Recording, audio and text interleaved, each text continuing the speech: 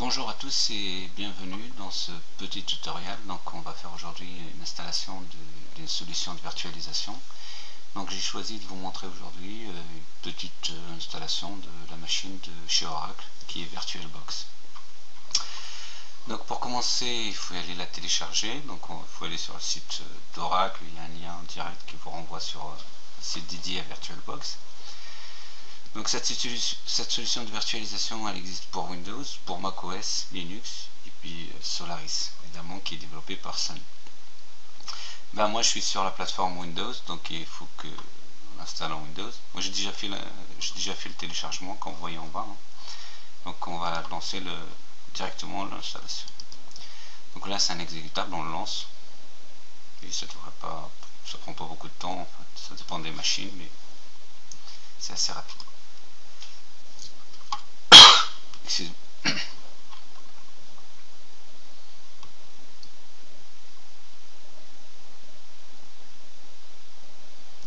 Donc évidemment aujourd'hui je vais faire qu'une installation de VirtualBox, mais prochainement je vais essayer de faire l'installation d'autres systèmes pour l'utiliser et aller dans le détail avec cette VirtualBox. Donc là on clique sur Next, on choisit l'emplacement, enfin moi je mets tout par défaut. Donc là si vous voulez des raccourcis sur la barre de voilà, donc on procède à l'installation. Donc l'installation risque de prendre un peu de temps, je vais couper et je reviens juste avant la fin.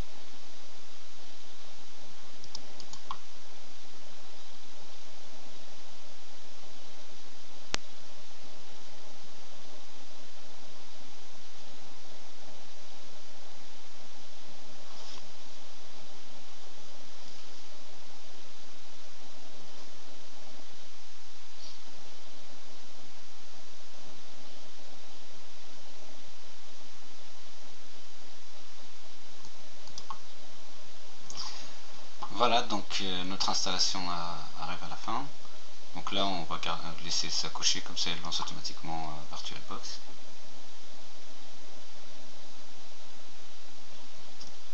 Ouais.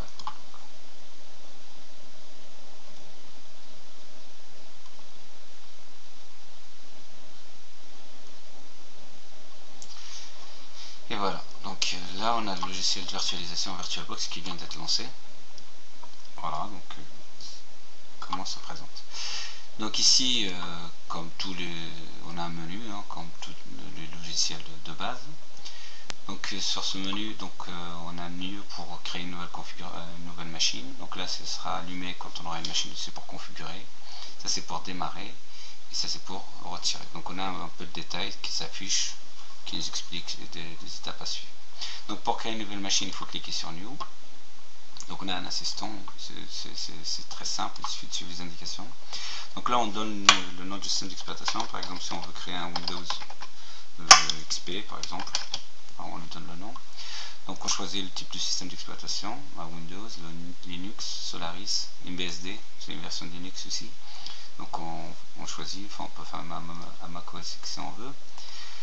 Donc là on choisit Windows, la version Windows qui est proche, qu'on veut faire maintenant.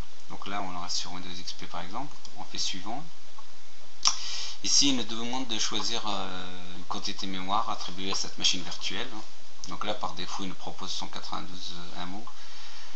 Moi j'ai déjà utilisé, franchement pour qu'elle tourne très bien à l'aise, je mets 512 en général. De toute façon là on n'ira pas au bout de l'installation, mais c'est vraiment on fera toutes les étapes.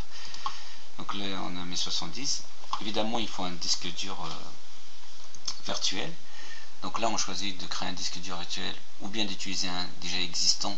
On préfère, moi là je vais partir sur un nouveau. Donc on a plusieurs formats. Donc on a le format qui est utilisé par VirtualBox, donc c'est VDI. On a notre format VMDK, on a le format VHD qui est utilisé aussi par la solution de Microsoft, et format HDD de disque dur standard. Donc là, si on choisit, on a deux options. Soit on veut que la capacité sera allouée dynamiquement, ou bien qu'elle sera fixe. Donc vu que on ne sait pas si on utilise la totalité ou pas, je préfère qu'on la laisse sur l'option dynamique. Donc là c'est pareil, hein. Donc le nom qu'on donne à l'emplacement et la capacité du disque. L'œil préconise 10 Go, je pense que c'est largement suffisant. Et voilà, donc on a un petit récapitulatif de la configuration qui sera créée si on clique. Donc là on va cliquer sur créer. Voilà, donc on a notre machine Windows XP qui est créée. Évidemment, on a sur ce côté là, sur la droite, on a tout un récap de la configuration de notre machine, donc le nom, le système d'exploitation, le type d'affichage utilisé, le stockage, le disque dur, la carte son évidemment c'est celle par défaut de cette machine, le réseau.